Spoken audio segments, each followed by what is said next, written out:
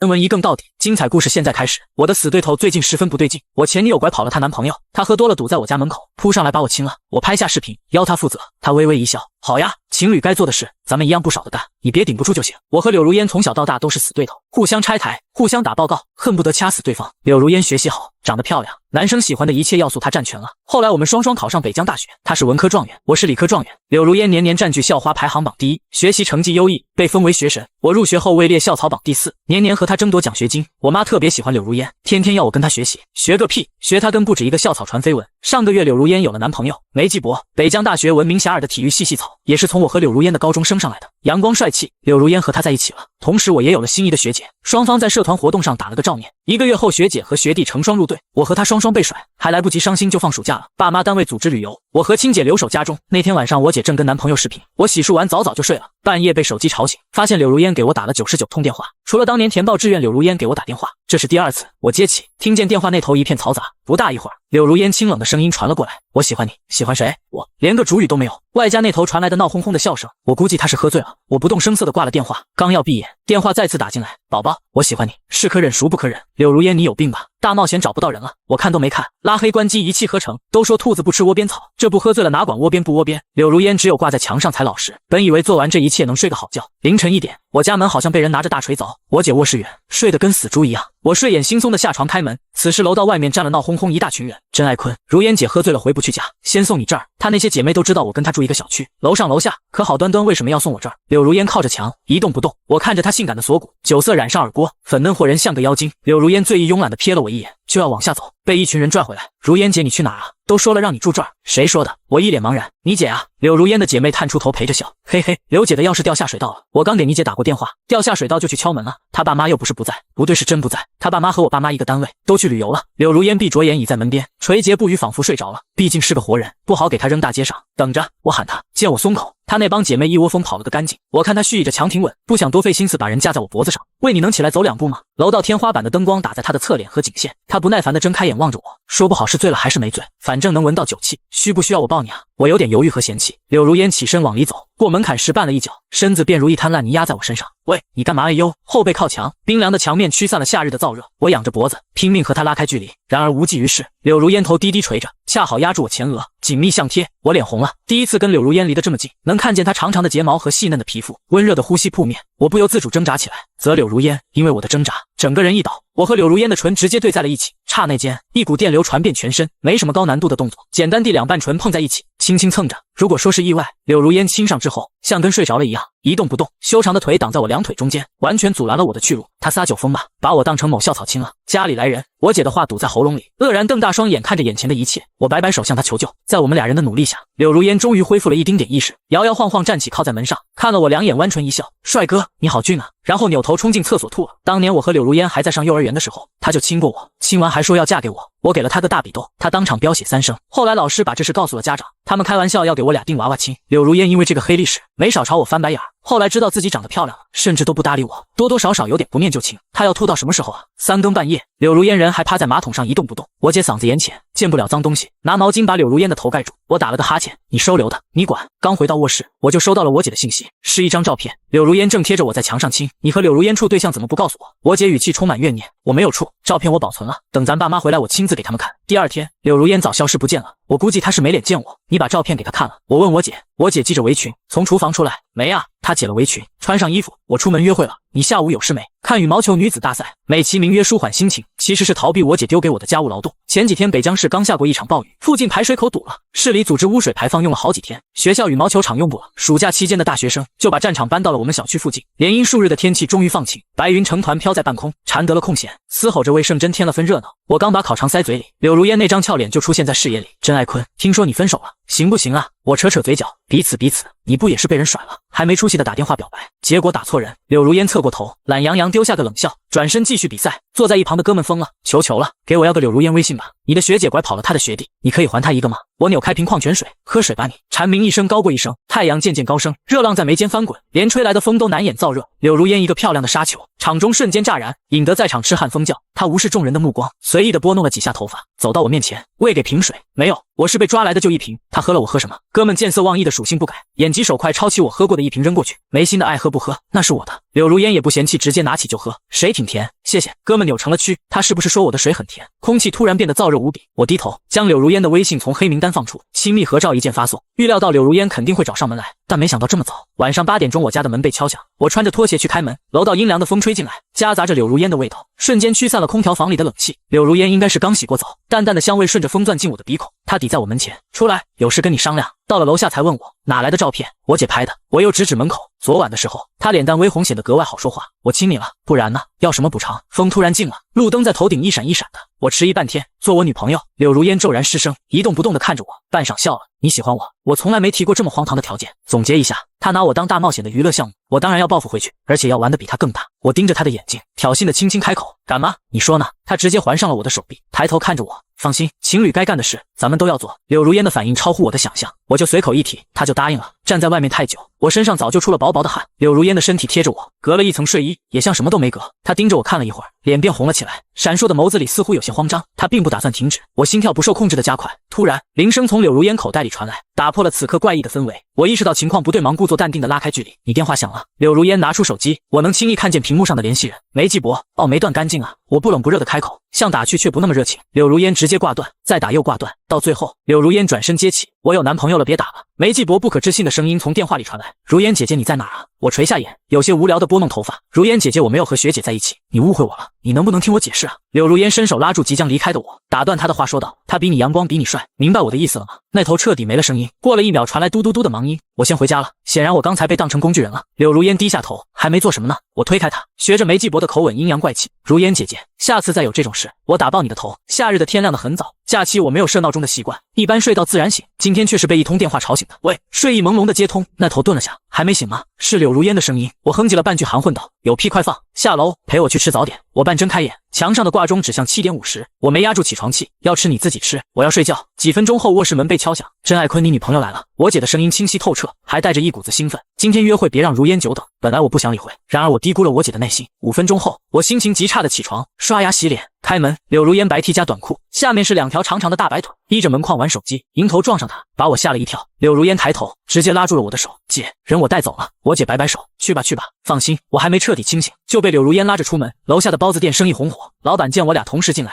惊讶道，天阳打西边出来了，你俩一起？柳如烟嗯了声，还记得上次我跟柳如烟就在门口的小桌上吵起来，具体因为什么忘了，但绝对做不到那么和谐。老板因此记住了我俩，这次坐一桌吗？老板打量着我俩脸色，对柳如烟看都不看菜单，2个豆浆，一杯加糖一杯不加，酥饼1个红糖的，1个猪肉的。我还处于困倦的状态，迎着老旧的挂壁电风扇，眯眼吹风。老板娘反复叮嘱，你俩打架别把我桌子掀了。柳如烟笑着，放心，我俩处对象呢。饭很快来了，猪肉酥饼和咸豆浆被老板娘轻车熟路放在我面前，这2样是我每次必点。柳如烟突然甩来2张电影票，别人送的，你陪我去，生死时速。虽然我之前给别人的朋友圈点过赞，但这也不能说明我想去看。然而第一次约会，怎么她一个女生这么积极？但我依旧答应了。直到在电影院门口遇见梅继博和学姐迷彩，我才明白，合着是梅继博喜欢柳如烟才来的这，多多少少有点过分。4个人打了个照面，气氛有些尴尬。梅继博牵着迷彩的手突然松开，尬笑着跟柳如烟打了个招呼。柳如烟随意嗯了一声，仿佛没看见他，直接把手搭在我胳膊上，咱们进去吧。我第一次平心静气的跟柳如烟坐在一起看电影。过一会儿，旁边传来一阵窸窣的动静，梅继博和迷彩也跟进来，还是同一排。要说不是安排好的谁信？我坐在最里面，柳如烟坐在我旁边，梅继博主动坐在柳如烟身边，迷彩挨着梅继博坐，4个人一字排开，谁都没有说话。我默默决定静观其变。电影很刺激，但好几次我都被梅继博的惊叫声打断。我不理解，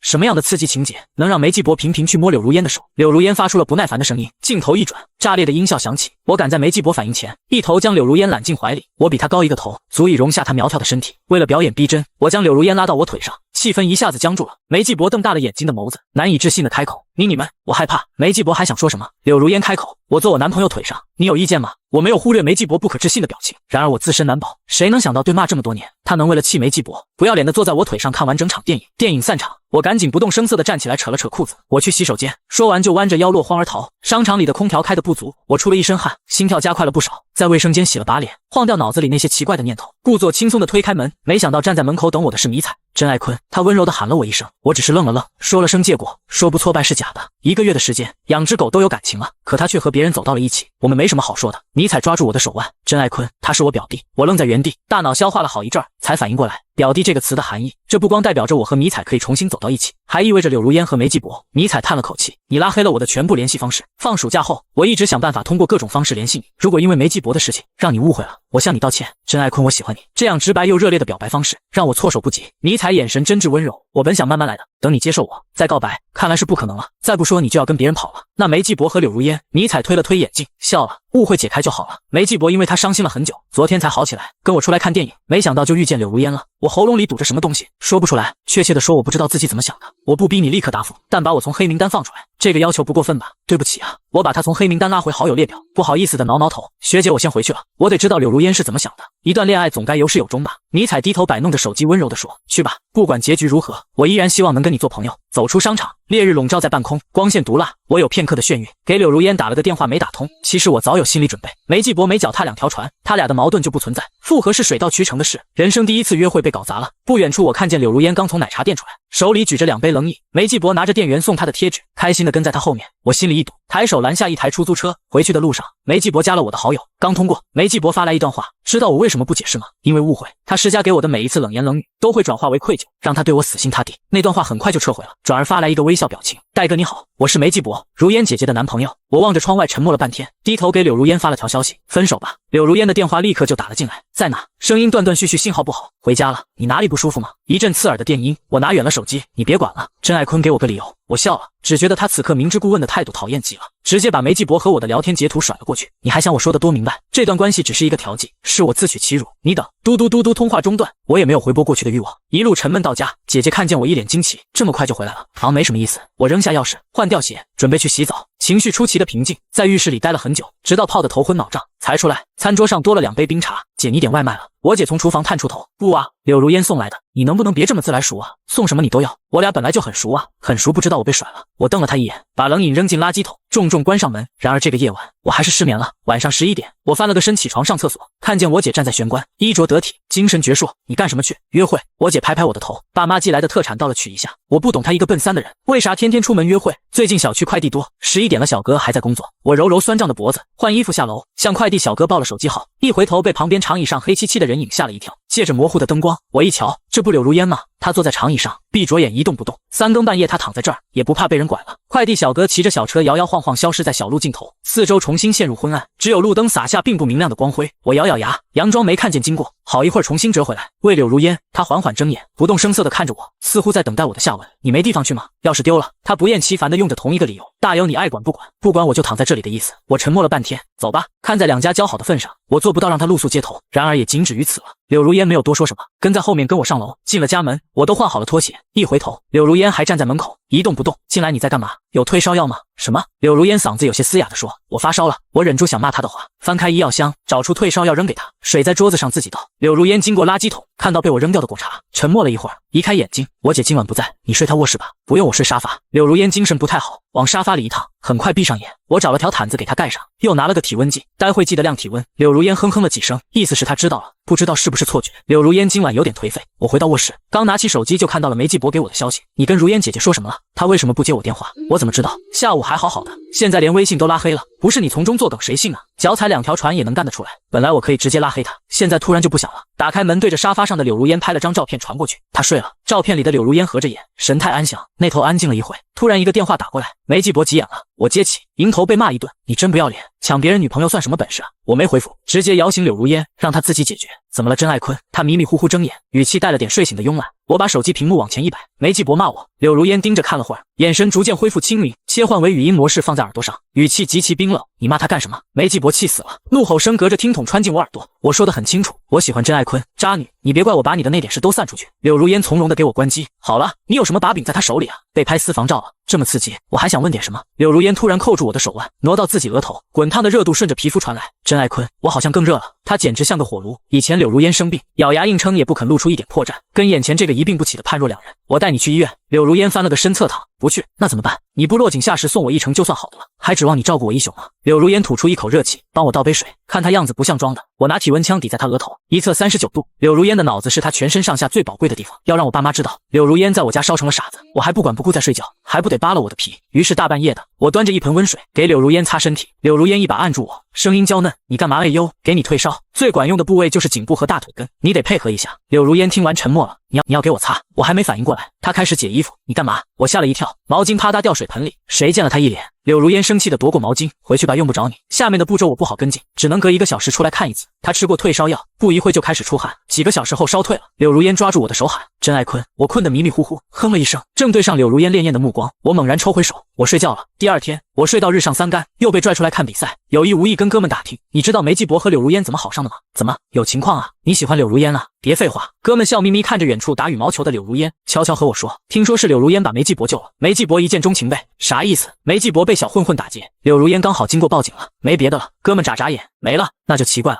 他到底有什么把柄落在梅继博手上？今天柳如烟没来，一早人就不见了，我也不知道人去了哪儿，反正关系就僵在这里，不尴不尬的。哥们执意要给我介绍他新女朋友，订了家比较贵的餐厅。你是认真的？哥们拿着菜单，趁女朋友上厕所的空档对着我挤眉弄眼。对啊，这次是认真的。他举起手对着远处喊：“服务员点菜。”哎，那不是柳如烟吗？我顺着他目光望去，愣住。他什么时候出来打工了？他缺钱吗？哥们有些诧异。不缺呀，我们两家都奔小康了，平常课业繁重，不太需要勤工俭学。然而不远处，正低头挨训的不是他还能是谁？他家欠外债了。我们这桌的呼叫铃响，柳如烟抬头那一刻，我突然拿菜单挡住脸，匆忙站起，我去个洗手间。哦，你慢点啊。哥们给我让地方，等我挪出去，身后已经传来脚步声。真爱坤，柳如烟冷静平淡的语气叫得我头皮发麻。我脚步一顿回头，还好巧啊，柳如烟系着白色半身围裙，身材比女模还标准。她熟练的翻开小本，丝毫没有被发现的尴尬。点什么？我悻悻坐回，拿着点菜单，心不在焉的指了俩菜，发现柳如烟半天没吭声，一抬头，她蹙眉盯着我。这里不是酒吧，你点2瓶葡萄酒干什么啊？哥们夺过菜单，你被尿憋傻了吧？我来。我窘迫的缩在角落，试图逃避柳如烟的注意，然而余光依然能察觉到她与哥们交谈时投落我身上的视线。还有别的需要吗？哥们递还菜单，我兄弟还缺个女朋友，你能来陪他吃饭吗？我在桌子底下狠狠给了一脚，他女朋友却发出一声惨叫。柳如烟淡定的合上夹子，抱歉，不在我的服务范围内。说完转身离开，哥们看好戏一样盯着他离开的背影，对我，哎，他盯着你，你避着他，说你俩没什么谁信啊。坐在对面的女生苦着脸，姐，我老疼了。临近尾声，我突然接到迷彩的短信，路过你家，上次你要的学习资料我刚好带着，方便出来一趟吗？我差点忘了，放假前我还跟迷彩要过下学期的课本，想提前预习功课，被他和梅继博的事一打岔忘个精光。我马上看了眼沉迷于情情爱爱的哥们和小学妹，我提起包，你们先吃，我有急事。哎，不等他们反应过来，我已经走到了前台。你好，26桌结账。前台小姐头也不抬，柳如烟结账，接着一条胳膊从后方伸过来，拿起我手中的账单269，怎么付？我回头发现柳如烟不知什么时候站在我身后，垂目打量我，我匆忙打开二维码递给她，柳如烟熟练的给我结了账。去哪？我愣了1秒钟，意识到她在问我。哦，有人给我送东西。柳如烟一声不吭。你感冒好点了吗？柳如烟哼了声，好了，谢谢关心。清醒状态下的柳如烟态度冷淡，显然默认了我们分手的状态。我没有问她为什么要出来当服务员，接过小票，跟哥们嘱咐了几句后推开餐厅大门。真爱坤，柳如烟穿着寻常的衣服走出来，我跟你一起回。我愣了下，好。一路上我们谁都没有开口说话，为了缓解尴尬，我故作轻松的笑着问他，你缺社会实践证明啊？跑来这里打工？不是。柳如烟语气随意，缺钱。我噎住了，不知道怎么把话接下去。他家遇到什么困难了吗？还没想好该怎么继续。柳如烟突然脚步一顿，眯眼打量着远处，来找你的。顺着他的目光看去，迷彩抱着一沓资料站在树荫下，对着我招手。我如释重负的舒了口气，小跑过去。学姐，麻烦你多跑一趟了。迷彩笑笑，路过而已，不麻烦。那沓资料显然是精心整理过的，还做了标记。我顿时觉得欠了他的大人情。学姐，我改天请你吃饭。迷彩看了眼远处的柳如烟，笑着说，好啊，明天怎么样？明天这么赶？柳如烟走过来，明天有雨。我知道。迷彩微笑以对，有个地方适合下雨的时候去。哦，是吗？带我一个呗。学姐，眼看气氛不对劲，我匆忙打住，其实我们可以改。不用。迷彩和柳如烟同时开口，就明天，合着这个约定压根没有什么事。迷彩结束了和柳如烟的对峙，回神笑着对我说，真爱坤，明天见。好的，明天见。直到迷彩的身影消失在小区尽头，柳如烟转身已经上了楼，我匆匆忙忙跟在后面。喂，你缺多少啊？什么？柳如烟站在台阶上，低头看我。我说，你缺多少钱我先借你，怕损伤他的自尊心。我补充一句，收利息。柳如烟的爸爸有心脏病，受不了刺激，他爸妈对我一直很好，我不能坐视不理。柳如烟深深看了我一眼，回头，用不着你别操心了。得，他这么说了，我也没有硬往上贴的道理。谁知道他镇定自若地经过自家门前，朝上走，最后在我家门口等我开门。你不回家？没钥匙？你早说呀，帮我报一下资料。我拿出钥匙把门打开，柳如烟接过我手里的资料率先进门。我发现家里没人，而柳如烟似乎没吃东西。你饿吗？柳如烟说完，坐在沙发上坐下，开始摆弄手机。什么意思？等我给他做。过会儿，柳如烟手机一扔，人往沙发上一躺。外卖电话来了，帮我接一下。说完就闭上了眼。喂，大白天你睡？话戛然而止。柳如烟一脸倦色清楚地挂在脸上，细看能见到眼睑下的乌青。她最近似乎很忙，羽毛球场也很少去了。打工累的吧？我放轻手脚，坐在沙发旁的地垫上分学习资料。不大一会儿，柳如烟的手机震动起来，我想也不想就接了。如烟，你爸的病情恶化了，出现了排异反应，我和他一时半会在北京回不去，你照顾好自己。我愣在当场，不知道该怎么跟阿姨解释。我以为他们跟我爸妈一样去旅游了，没想到是去北京治病。喂，你在听吗？我犹豫半天，对不起阿姨，我是真爱坤。柳如烟她睡了，那头一顿，突然语气放轻了。坤坤呀，你和如烟是？哦，她钥匙丢了，最近住我姐卧室。原来是这样，真是麻烦你了。坤坤你先忙，我待会再给她打电话。好阿姨，祝叔叔早日康复。挂掉电话，手机屏幕上有3条未接来电，是外卖打来的。我心情复杂的下楼取饭，发现柳如烟订了双人份，叔叔病情恶化的消息是大事。我犹豫再三重重把外卖放在茶几上，惊醒了柳如烟，她睡眼惺忪。饭来了，我低头一边解外卖扣子一边说，刚才阿姨给你打电话来着，有事找你最好回个电话。柳如烟捡起手机，起身去了阳台。我盯着眼前的大份双人餐，思绪飘到了外面。排异反应是器官移植才有的副反应，叔叔应该刚做完心脏移植，趁他不在我搜了下，心脏移植30万起，要是有排异反应，上部封顶，严重可能人财两空，难怪他缺钱。过了会儿，柳如烟回来，脸色不太好，见我盯着他看，刚才见你没吃多少，再吃点吧。我咬住一块披萨，味同嚼蜡。对了，明天我去不了了。柳如烟突然出声，临时有事。我知道他难，点点头，心里压着一块石头。你先忙，这是我们吃过最相安无事的一顿饭。饭后我回到房间，仔细数了数，压岁钱存在我个人账户里有3万。踌躇半天，我一口气全给柳如烟转了过去。处了这么多年，有些事该帮还得帮。真爱坤，柳如烟站在我门口敲门，我起先一声不吭，后来外面没动静了，我才悄悄打开一条缝。谁知道柳如烟就站在门口等我，她身子挤进来，半天没说话，我被她盯得有些不自在。我可是要收利息的，等你什么时候还了，利息另算。毕竟当年柳如烟家也帮过我们，3万块对于他们家不过是杯水车薪，我知道没什么大用，但总好过让柳如烟风餐露宿。柳如烟认真盯着我看了很久，我打个欠条，怕她心里不自在，我把纸笔递给她，笑着说，还不上可得以身相许啊。柳如烟一笔一画的写好欠条，摁了手印，谢谢。这是柳如烟跟我说的最后一句话。从那天起，柳如烟就消失了。我在一沓学习资料里发现了她的笔记，看样子是熬夜弄的。我想跟她道谢，她手机已经关机了。哥们闻言提醒我，你别被她骗了吧，给女人花钱，倒霉一辈子，而且你还一次性砸3万，她不是那种人。你怎么知道？我低头捏着树枝在地上乱画，我就是知道，好歹是从小一起长大的，骗钱这种事她做不出来。哥们的心思完全不在这上面，好奇的凑过来，你跟迷彩进展怎么样了？我一愣，继而摇摇头，我拒绝她了。为什么？我想了想，没感觉了。也许我们之间本来就缺少那么一点缘分，被乌龙一打岔就散得彻底。空旷的羽毛球场上，我百无聊赖地盯着远处打球的少男少女们，突然旁边刷手机的哥们突然鬼叫出声，柳如烟怎么了？我心头一跳，凑过头去，打架斗殴，新闻的大标题刺痛了我的眼，后面跟着一张图片，马赛克打了薄薄一层，根本盖不住柳如烟的五官特征。哥们眯着眼读完新闻，总结道，据说当初柳如烟救梅继博的时候，报警被发现，混乱中小混混意外伤到头和颈椎，成了植物人。为什么过这么久才爆出来？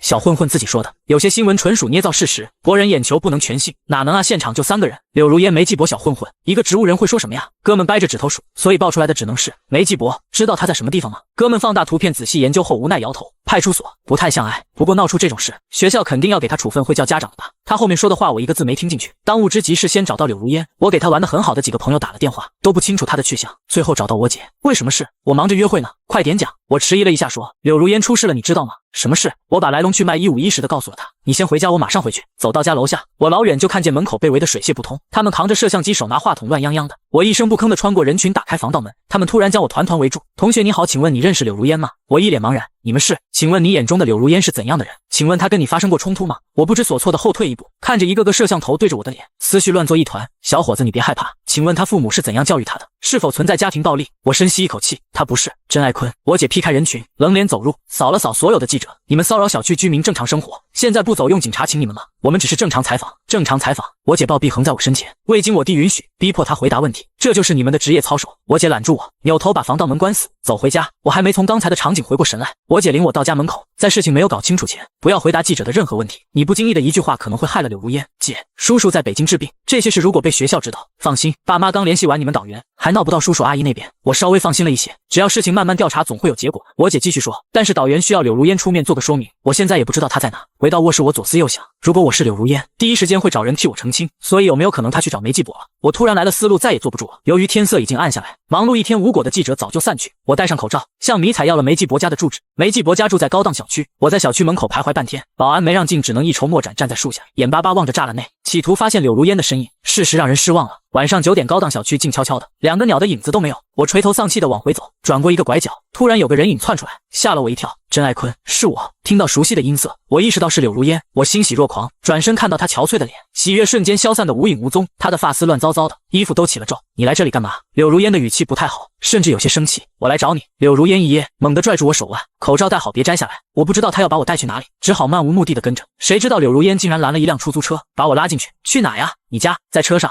我不好问他和梅继博的事。柳如烟侧头看着窗外，也不理我，我只好低头发短信给他。今天你不在的时候，记者来了。上一条还停在我给他发的分手吧3个字，还有他给我打来的一通电话。柳如烟的衣服里传来手机提示音，他回神一言不发的打开，看见我的消息顿了顿，对不起，牵连你了。我来不及回复，又蹦出一条，我把你送到小区门口就走，你有住的地方不用管我，如果没地方去的话，你还住我家吧。我从来没见过柳如烟狼狈成这个样子，她怎么可能有地方去？之后是长久的沉默。柳如烟摁灭手机屏幕，深吸一口气，望向窗外，无声结束了这场对话。我摸不准她的意思，胡乱翻弄手机，到了19块，司机师傅打破了沉默。柳如烟率先说，我不下。我不知道哪来的勇气，拉住柳如烟的手，你不下我也不下。司机笑出声，小姑娘，瞧你男朋友舍不得你啊。我掏出手机付了钱，拉着柳如烟起身下了车，望着出租车扬长而去。我依然没有松开柳如烟的手，走回家。甄爱坤，你想干什么？不干什么。我姐一个人睡觉害怕，需要人陪。我睁着眼大言不惭的撒谎。柳如烟盯着我，昏暗的灯光照不进她的眼睛，半晌她低头，手指随意的抿了下脸。甄爱坤，我们分手了。她似乎在警告我，又似乎在提醒自己，我记性没那么差。我拽着她往家里拖，除去那层关系，你是我发小，我不能坐视不管。这次柳如烟没再抵抗，乖乖由我拉着。刚进家门，我姐举着电话愕然睁大眼，你找到柳如烟了？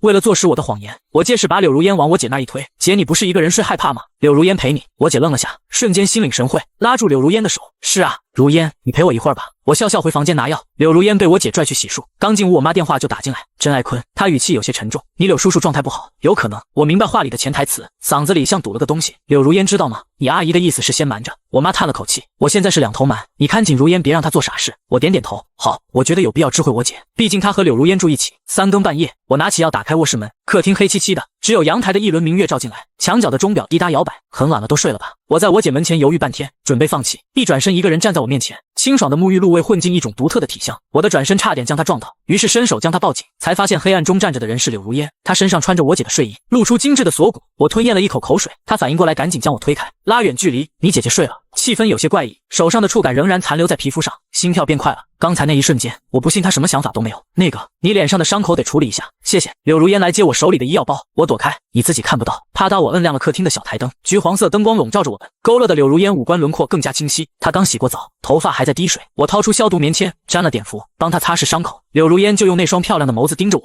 一眨不眨。甄爱坤，你不冷吗？她声音发抖。我擦完一处伤口，揉揉酸痛的手腕，一低头，发现我的睡裤因为蹭了柳如烟身上的水，变得薄透，一览无余。与此同时，我还看到柳如烟突然环住我的腰，拉近，我被迫仰起头，让她靠在我怀里，无措地举着棉签。她蜷起身子，用下巴抵住我的肩膀，声线发紧。甄爱坤，别动，安静一会儿，你顶到我了。我突然小脸爆红，无声暧昧在空气中缓缓流淌。很久之后，我放下酸痛的胳膊，拍拍柳如烟的背。当初你救梅继博，到底怎么回事？那人拿刀可能有点慌张，乘着他和梅继博对峙，我拿石头砸他了。他跌坐在地上，砸到头和颈椎了吗？没有。有监控吗？没有。事故发生在小巷子里，目击证人只有梅继博。隔天，小混混重伤出现在医院，所以绝不可能是柳如烟做的。他明明清楚一切，事后却以此为由要挟柳如烟和他交往。当时我爸身体不好，受不了刺激。柳如烟叹了口气，我不想让他担心，你打算怎么办？报警。柳如烟神情冷峻，我爸妈去了北京，现在我什么都不怕。想到柳叔叔目前的病情，我心头一紧，如果他知道此刻柳叔叔生命垂危，会疯掉的吧？趁我愣神，柳如烟捏住我的手，还有一处没擦。我打起精神，继续替他上药。许是过于入迷，连我姐什么时候走出来都不知道。你俩干什么呢？他笑盈盈的。柳如烟猛地起身，姐，我出来喝水，不小心撞上了。我的解释多多少少有点欲盖弥彰。我姐冷笑一声，你拿着医疗包出来喝水。我一时语塞，回去我跟柳如烟有话要说。我姐从来不连名带姓叫她，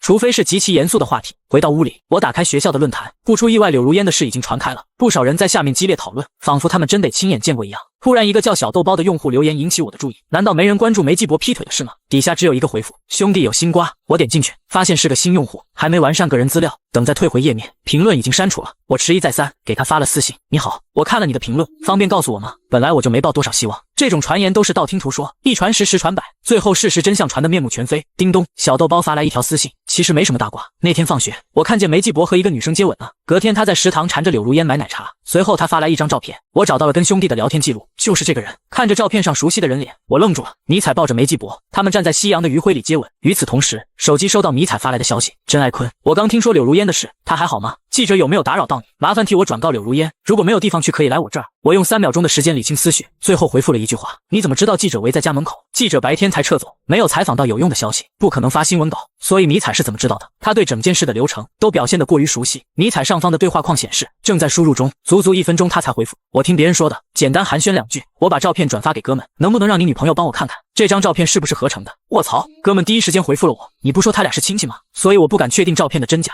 等着哈。很快1个小时后，哥们告诉我照片是真的，也就是说尼采和梅继伯的关系并非表兄妹。看照片的拍摄日期是梅继伯和柳如烟在一起那天，一定有某种因素造成他们2人分手，一个隐隐约约的猜测浮现在脑海里，以至于我辗转反侧，整晚都没睡好。第2天一早出门的时候遇见了柳如烟，你干什么去？我问。去警察局。柳如烟蹙着眉，在家待着，没事别出门。好，我估算着时间，等他从警察局回来，我应该刚好到家。柳如烟出门后不久，我去了小混混所在的医院。天气预报说今天40度高温，医院人流量却不减。到达病房时，我出了一身汗，迎面跟他父母打了个照面。他爸爸是个枯瘦黝黑的中年男人，头发花白。一听我是北江大学的学生，情绪十分激动。你认识柳如烟吗？他是个杀人凶手，我儿子现在还躺在病床上一动不动，我要告得他倾家荡产。隔着玻璃，我看见一个青年闭眼躺在医院的病床上，插着呼吸机。叔叔，我理解您的心情，我态度极其诚恳，换做我的家人，我比您更激动。中年男人瞪着眼，半晌抽出烟，走吧，小伙子，没你什么事。他明白有些火气撒在我身上没用，我放轻语气，叔叔，他住进来的日子不短了吧？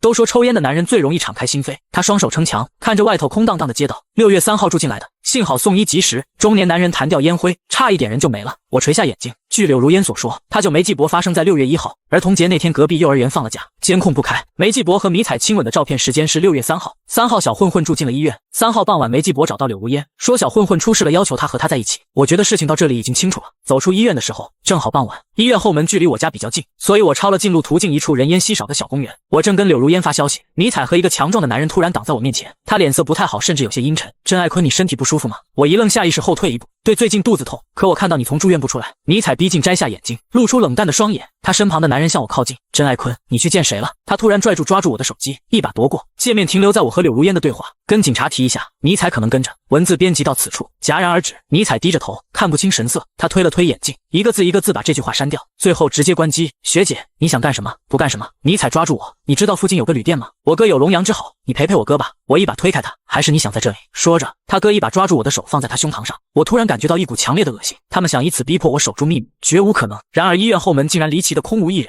看着他身旁个头大我几倍的男人，理智告诉我不能跟他们来硬的。他拽住我的手腕，笑着说，走吧，甄爱坤。突然远处传来警笛声，打破了寂静，我们仨都愣住了，他们的眼睛里闪过愕然和懊恼。我突然挣脱开迷彩他哥，转身把腿向外奔去。40度的高温裹着烫人的风贴皮而过，我大汗淋漓，朝着警笛的声音跑去。我看见了蓝红色闪烁的灯光，就像看到了希望。身后的脚步声停了，远处的警车上下来2名警察，还有柳如烟。他脚刚沾地，便快跑几步，一把抱住我，劈头盖脸的一顿骂，不是让你在家待着，你跑这来干什么？我惊魂未定，抖成一团，刚才镇定从容的模样瞬间消失不见。柳如烟，你别骂我。他将我紧紧抱住，急着确认我安然无恙。甄爱坤，你没事吧？他呼吸急促，扶着我腰的手直打颤，我身上出了很多汗。你怎么知道我在这里？我第一时间给紧急联系人发送了消息，但紧急联系人是我姐，上次趁你睡着的时候，我偷偷设置的。柳如烟递来一瓶水，我怕梅继伯有一天会找你麻烦。幸好柳如烟给我姐打电话报了平安，尼采和他哥被警察带走了。我灌下半瓶水，掏出录音笔，尼采和我的对话虽然不能当作证据，但我觉得应该交给警察。你们2个需要配合我们去警察局做下笔录。由于我找过小混混的父亲，他们很快捋清了时间线。在警察局，我获悉了事件的全部经过。梅继伯和尼采是一对情侣，某天他路过小巷子，遇见小混混拿刀勒索，柳如烟正好路过吓退了人，梅继伯因此得救。隔天小混混贼心不死，蓄意报复梅继伯，恰好尼采和他哥在，几人发生争执，意外造成小混混重伤。梅继伯和尼采商量过后，决定让柳如烟背锅。由于我和柳如烟家住一个小区，他们一人盯一个。后来2人幽会，闹出在一起的绯闻后，不得不假借表兄妹的名义赢得我和柳如烟的信任。直到小混混的父亲决定起诉柳如烟，事情压不住了，